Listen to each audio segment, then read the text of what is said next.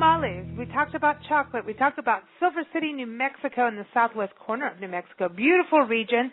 And now we're going to talk about Cambodia and what's going on there. And there's some dancing going on, so stay tuned. We've got a great author joining us now to talk about her latest book. And I'm very excited about this. It's going to be interesting.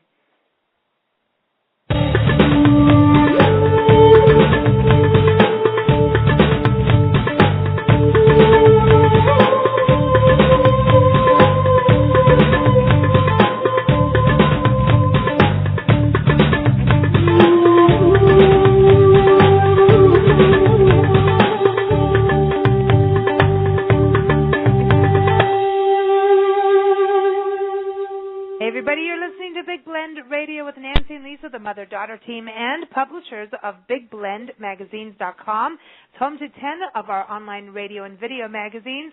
And our next guest is the award-winning artist and author Anne Elizabeth Moore, and she's joining us to discuss her latest book called Hip Hop Apsara, Ghosts, Past, and Present.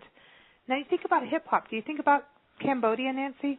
No. Kind of the other side of, what I would think. But she's going to talk about this. It's a collection of photographs and essays, and she's lived there in Cambodia. She's also done another book about it, so she's going to talk to us about it today. Now, of course, it's on Amazon, Barnes & Noble, all those great places online, but it's always good to go directly to the author's website, which is AnneElizabethMoore.com, and that's Anne with an A-N-N-E, Elizabeth Moore, and an MOORE.com. So, Anne, it's good to have you on the show. How are you?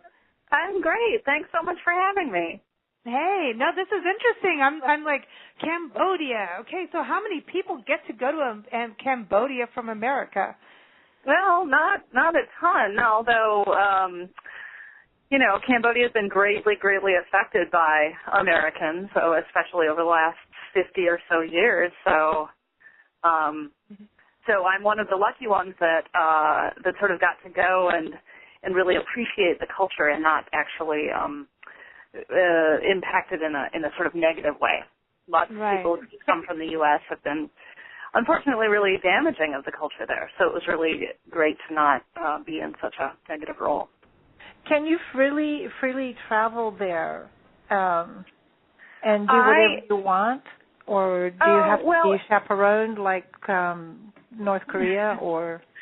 No, it's a democratic country. It's been democratic since approximately 1992, although the civil war there didn't end until 1999, the civil war that was, of course, kicked off after the Khmer Rouge regime, which is a 4-year genocidal regime that aimed to bring the country back to an agrarian utopia, which itself was kicked off by illegal American bombings in the country.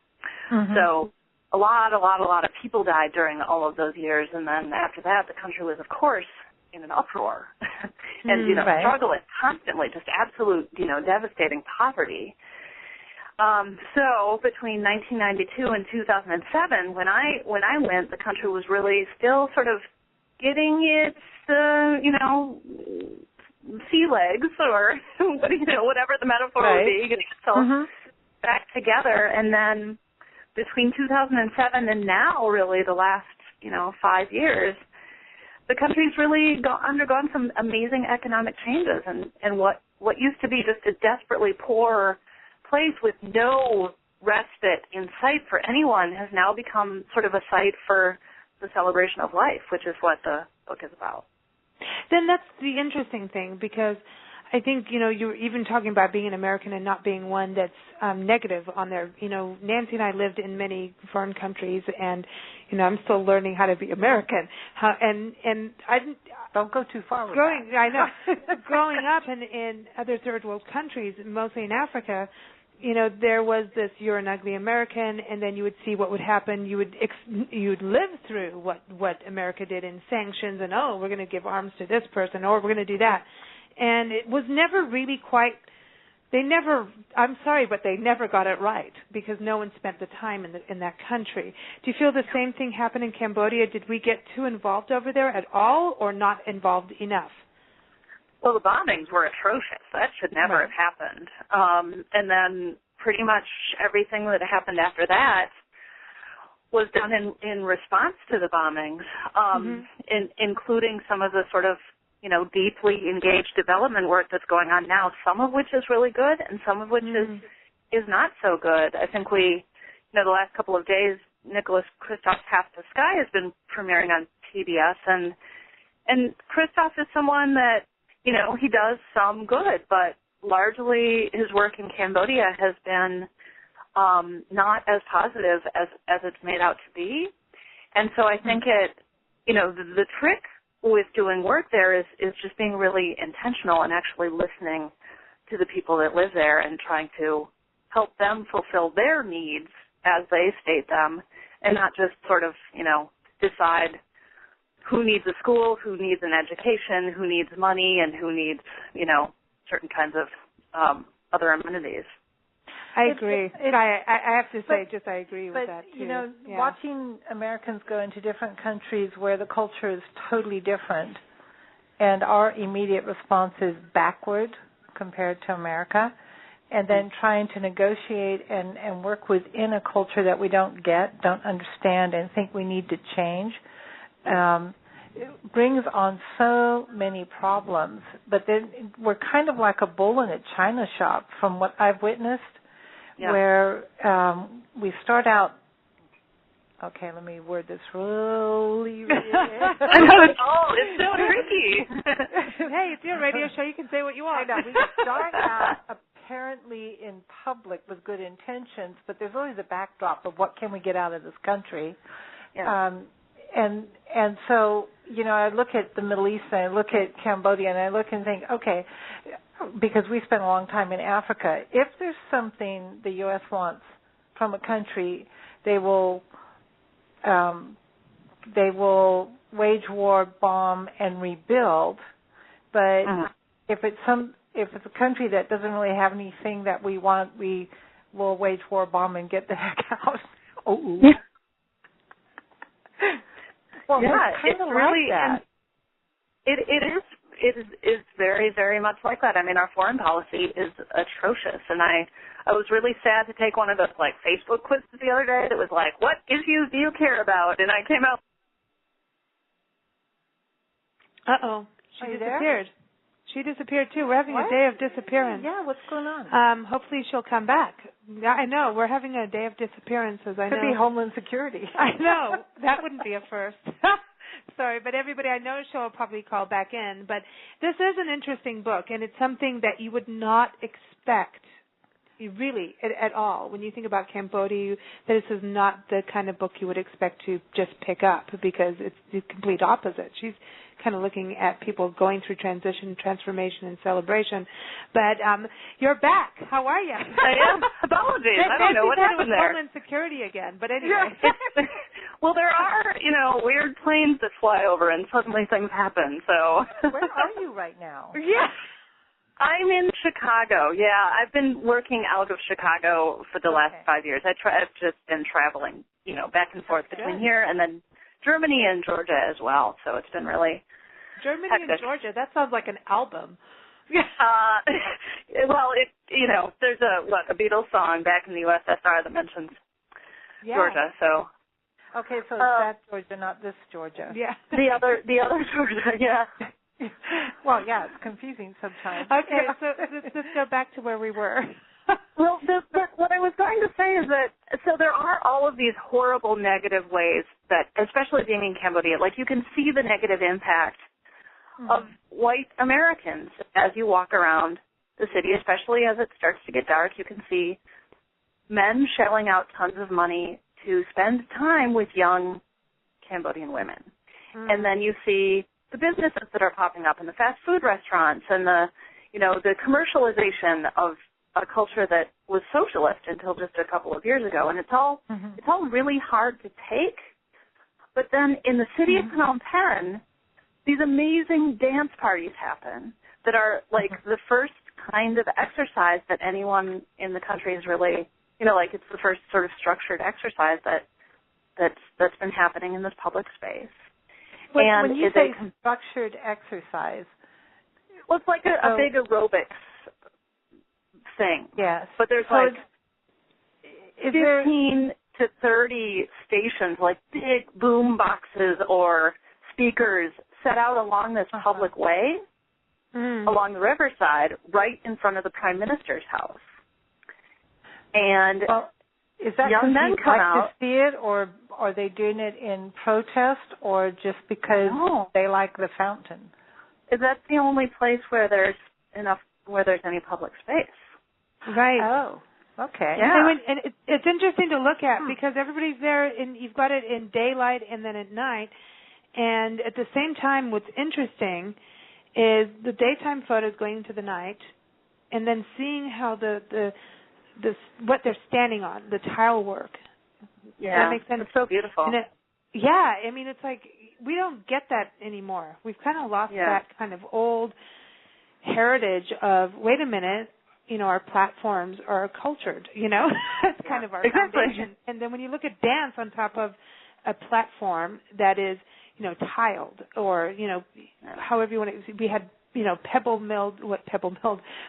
walkways, pebblestone walkways, cobblestones and things like that back in England in those days. But everywhere has their place, but here they have these structures that they're actually dancing on. And I look at that as being artistic, and there's a symbology in that too, because you've got circles, you've got triangles, and you've got squares in there, and it all fits in together. Wouldn't that kind of almost portray what they're doing now? They're kind of going from that structure, creating new structure, kind of a transformation. Yeah, this sort of drastic mix of cultures that ends up, creating this really beautiful place. But I do have to say that the thing that's interesting about that public way is that was only completed within the last 5 years as well. And so the country really hasn't even been able to afford to pave its public space. So all of this is coming together at the same exact time, which happens to, coincide, but also be caused by sort of the biggest economic boom the country has seen in, anybody's memory. And it's really, and so these dance parties happen. People are doing like traditional Apsara moves with sort of hip-hop, funkier moves with a little bit of just regular. Are they all dancing in She's gone again. She's gone again. Yeah, and to also go, I know, Steph's happening. Wow. I don't know what we did. But at the same time, when she said that some of it's not paved, and I want to say this, she also had a whole section in the book where they're doing their dances, and you can see lush grass, and then there's areas part where, they've got their speakers set up, and it's like a total PA system, typical what we would do, like in a gym hall or something like that. But they're still, here we go from this, and you see in the daylight, to here's the night scene, to the green grass, and people are dancing, which is where I'd like to personally play. But that's what's going on. But it seems that they only dance at night, because they're probably working during the day, maybe. There's day and night in here. So it's interesting. Anne, I know you're back again, right? Yeah, I apologize. I'm not sure what happened there, so I really apologize. I don't know. I have no clue, but it could be on the just it's internet and phones. You never know what happens. And when they're dancing, are they doing like everybody in unison doing the same steps, like the electric slide kind of thing, or are people doing whatever they want? Oh no, there's set. It's sort of situated like an aerobics class if aerobics classes were taught by the youngest, hippest, best-dressed young men in the country. So they're all sort of following his lead, and in the day, especially before it gets dark out, they do more traditional moves, more of the traditional Apsara, and they're so complicated and beautiful. The hand gets bent back, and I can't even pretend to be able to do it. So is each movement a message? Because in some dance it is, like in Hawaii and different, like in the African culture, when I learned how to dance with them, it was like everything meant something. It was actually a way to speak. Yes, there are moves in the traditional Apsara, of course, that are meant to imply everlasting love or picking a flower or respect and things like this. But the hip-hop moves that happen as it starts to get dark, those have a different kind of symbology, and it all gets layered on to these, just massive dance parties, largely made up of Khmer Rouge regime, so genocide survivors of mass killings, and then survivors of years of starvation and civil war, and their children. Mm-hmm. Are the older people? I'm kind of thinking that during the day they're doing traditional because the older people are out and seeing it, but then the older people are not out possibly during the evening hours, and so the younger ones, no, they're like, yay, freedom at last, I can dance however I want. I think that's a big part of it, but also Cambodia hasn't really been able to afford a nightlife, and so this is one of the first sort of night activities. I mean, there have always been bars, especially during, heavily militarized years, right. But sort of the middle-class Cambodian young person hasn't really left the house at night. Most still live with parents, and most still are in by dark eating dinner at home. And so this is like the first big, time for the young people to really think about what it means to be in public space and think about what impact they would like to have on their city and their nation and the world. Wow. It's really quite huge when you think about that part. Now, there's a resilience there, and that's where I think it kind of ties into it for us. And seeing what happened in Africa a lot. I mean, we've seen a lot there, and there's a lot we have not seen. But there was this resilience in the faces and the spirit that never went away. And did you feel that when you lived over there and connected with people one-on-one, that resilience? Yeah. Well, I was the first project that I went to live with the largest group of young women college students in the history of country, the first large group of women to be able to go to college together. And they had just moved from the provinces to Phnom Penh, to the city center, to go to different colleges around the city. And so I was sort of thrown into this very elite environment where students, like I teach college, I was very comfortable working with students. But Cambodian students who I had no idea what I was getting into. And so I was sort of lulled into this way of relating to them that was very, very familiar. But then, of course, the more that I learned about their family histories or their daily lives or the ways that they the ways that their culture instructed young women to sort of act and behave, especially in public life, I was really overwhelmed and impressed by especially young women's resilience in Cambodian culture. It's a rough place to grow up, I think, as a woman, especially as a woman who absolutely wants anything from their life. So the internet must have made a difference here, or television or radio or something, for them to now be doing non-traditional dances to non-traditional music.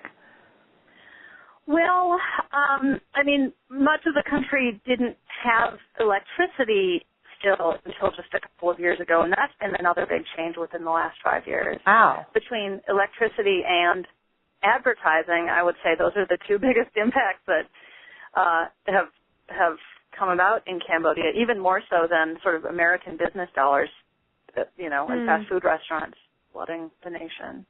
Well, yeah, and you think about even going to Mexico now. I mean, there's Pizza Hut, there's Walmart, there's Applebee's. It's Home like Depot. Yeah. It gets to a point. I mean, even Japan's the same way, where now everybody's living off of McDonald's because it's cheaper. It's kind of, it blows my mind, and it blows my mind. My friends who do live in South Africa and Kenya now saying, "Oh, we got this and this, and we're so excited. We're going to go have McDonald's." I'm like, "No, stop! Yeah, don't do it!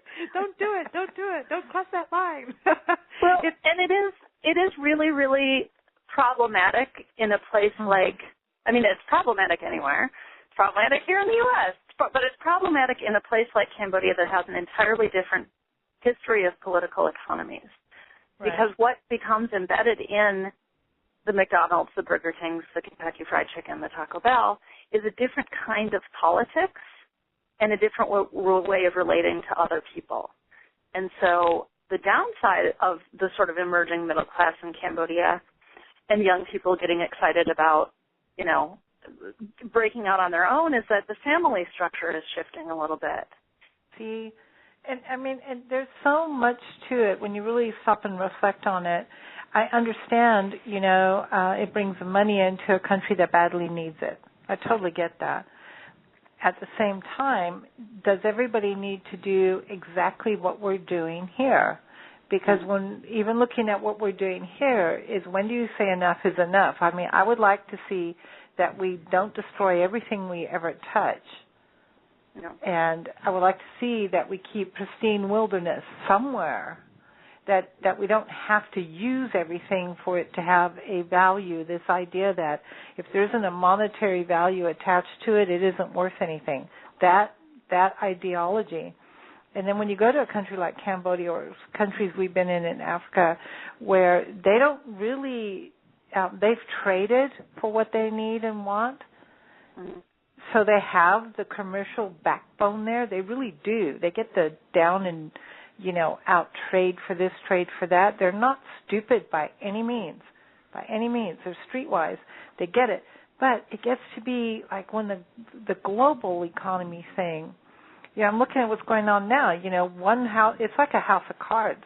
Mm-hmm. The banks fail, and all of a sudden, Greece is in trouble, Denmark's in trouble, the America's in trouble. It's a house of cards where we all fail together. And then I think countries like Cambodia will live through it easier than we will. Well, I think that would have been true 5 years ago, but, now we have a culture that has shifted dramatically and now does rely on global media and does rely on Kentucky Fried Chicken and does rely on, white American dollars coming in. And as much as my work there as a white American in Cambodia has been about trying to foster a critique of white Americans in Cambodia, it is, I think, I think it's an uphill battle. I'm sure. I think it's interesting, and I think because at this point, I mean, we really are getting globalized, no matter what country you're talking about. I mean, from the U.S. to China to, to we're all getting connected globally. Whether it's positive or negative, I think there's going to be a surgence of crap, quite frankly, of, here's the McDonald's, and then there's going to be a balancing off. Just like, we had, the whole thing when the Internet came up. Ooh, wow, everybody runs for it, and then it burst. The whole bubble just burst. And then it comes back, and it has to kind of stabilize itself. So, and I think when it is dangerous, like you say, with Cambodia, it's like, oh, this is a new thing. When in Mexico, God, our friends out there are like, oh, but we want this. And I'm like, this has kind of hurt our country and hate to see it to hurt you and work like here because you guys rock with your traditions. Right. So hopefully we can get past this. Yeah, exactly. And one of my strategies for doing work in Cambodia is attempting to sort of export the ways that I've been dealing with that here in the U.S. as well, as someone who's aware of globalization and has been really critical of it since it became a term. And so, I grew up in the American punk underground. I was totally a riot girl in the 1990s and beyond. And so when I went to Cambodia, I taught young women how to make zines or small self-published books. Mm-hmm. And that was a way that I could share from my own history for them to sort of engage in a critical dialogue with their media and with their culture about what they needed the future to be like so that they could be comfortable and happy. And so I know for a fact that, I only worked with 32 young women on my first trip, but then I came back and did another 50, and then they continued to work with women around the country that now thousands of women around the country in Cambodia know how to make their own media and respond to some of these globalizing forces. And they use those skills. And so I know that there are a lot of people using a lot of different ways of criticizing that. And so I am aware of and very excited about the ways that Cambodia will shift these forces to its own good. Excellent. I hope you come back. We do a world radio show every year, and I think what's going to happen, I know what's going to happen next year. We're going to be doing a series of them where we have people call in from around the world, all continents, and it's kind of a meeting of the minds. It's just kind of a fun thing. Look at the different art, the music, the books, all kinds of stuff. It's just really that would be fun. I'd love that. Yeah, I'd love you to join us on that and talk about that. And I know, we're actually hoping that our one friend, Global Henry, who's always on the shows, would be on with you today because he's traveled the world. And I'm like, have you been to Cambodia? He's like, that's one of those few places I have not been to. Wow. I know, and it'd be great to have you on the show with him, too. And I think the global thing it's an issue. It's an issue, and it's a positive and a negative. And it's something to be explored and connect with, I think, globally, if that makes sense. Definitely. And it's, it is something that we export from the U.S. Like, we need to get our heads around it, too. We can't just pretend that it's out there at all. So, for sure. Yeah. It's about moving forward, right, so that people should have clean water. We're not saying everybody should live like the noble savage kind of thing. Mm-hmm. Moving forward without losing your identity. That's the thing. Right. Absolutely. That's the thing. Well, Anne, thank you for joining us. Absolutely. It was so much fun. Thank you for having me. I know, and Homeland Security bite me. No, kidding. Oh, they didn't do it. Well, they're already on my tail, so we'll just... I know. Wow. I know, that's fine. They like us. Now, everybody, again, the book is Hip Hop Apsara, Ghost, Past, and Present, and it's on Amazon.com, Barnes & Noble, all those great online stores. But again, just connect with Anne right on her website, AnneElizabethMoore.com. Before you go, do you really believe in ghosts over there? Yeah, I really do. I saw one the other night. Ah. Wow. All right. Well, you're going to have to come on one of those shows with us, too. I'll talk about ghosts anytime. All right, cool. No, we do those. Oh, good. All right. Thanks so much. Wonderful. Thank you so much. Bye-bye. Take care. Bye-bye.